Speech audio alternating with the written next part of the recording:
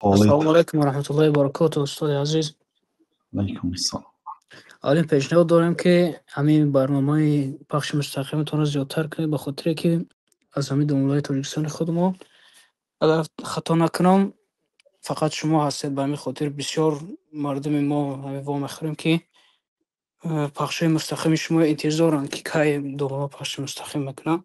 فقط ما نیستیم برادر، برادرای علمدار بسیار هستند. رسانده استودیان استاد ادهم حیدرزاده روزی چند روز پیش، یعنی 3 روز پیش برآمد داشتند 46 دقیقه فتحی سمرقند بله خوندند. بله.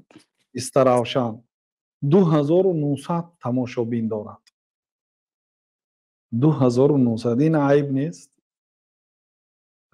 استاد ادهم واقعا آدم علمدار هستند. هر صحبتایی که کردن تا امروزه همش باید گوش کنید مسلمان ها و با دقت.